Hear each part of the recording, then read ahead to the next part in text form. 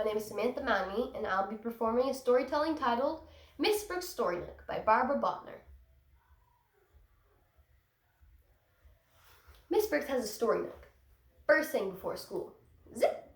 And I don't like to miss it. Zip! I used to take the shortcut to school, past Billy Toomey's house.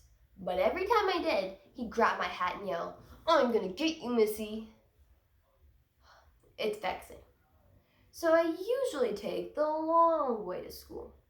But today, it just had to rain, and I was late. So I took the shortcut. I slipped into Story Nook, and then suddenly, boom, boom, boom, boom, boom, there was a loud crack of thunder. Oh my gosh, the lights went out. We're all gonna die. Oh dear. Well, it's too dark to read, so let's come in close and make up our own tales. I mainly like to read stories, Miss Brooks, not tell them. Well, great readers make wonderful storytellers. And then Violet just had to open up her big squeaky mouth. Oh my gosh, I love the dog. Maybe we'll see ghosts. Violet loves ghosts more than anything, even more than me. Well, I love books more than anything. So let's close our eyes and let our minds wander. Everyone has a tale to tell. I've got nothing. One way to begin is to think of a problem that needs solving. But my problem was Billy Toomey, and there is no way I was going to make up a story about him. Making up stories is fun, unless, of course, you have nothing interesting going on in your life. Or you spend all your weeks doing virtual tournaments, and you don't even get trophies. Missy's having trouble making up a story, but how could she with Billy Toomey always getting in her way? Thankfully, she can rely on Miss Brooks' Story Nook by Barbara Botner. Another way to begin is to think of an interesting character.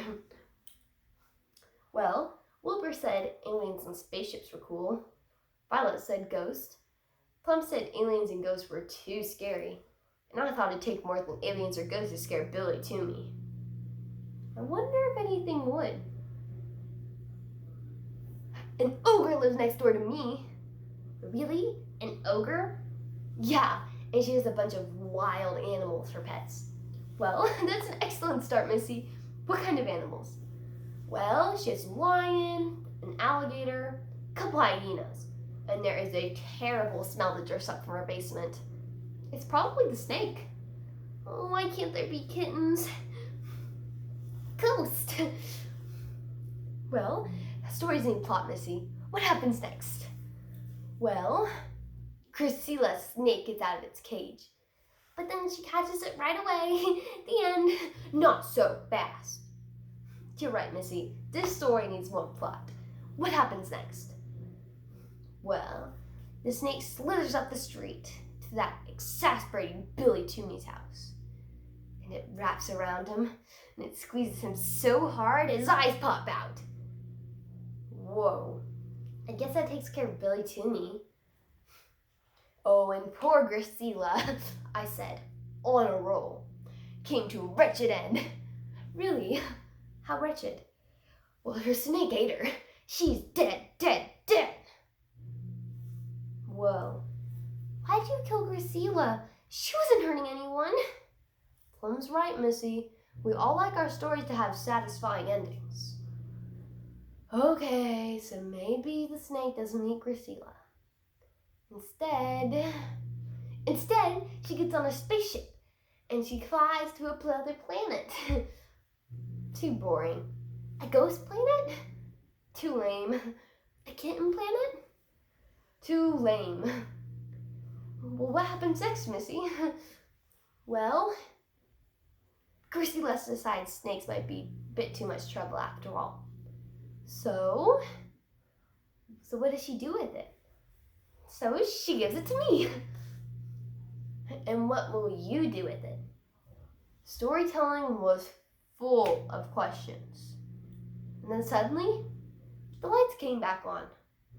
Story Nook was over. Zip!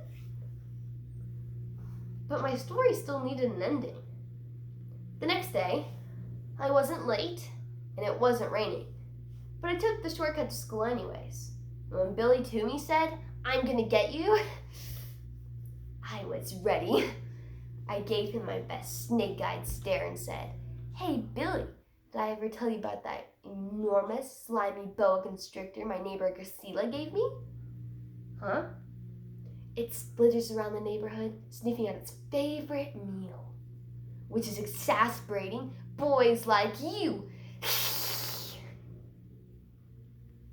And then at Story Nook, well, Missy, did you think of a way to finish your story? I did, and I told the whole slimy tale to Billy Toomey. Really? What did Billy think? He loved it, and I loved it too. It was a revolting tale with a happy ending, and I made it all up myself.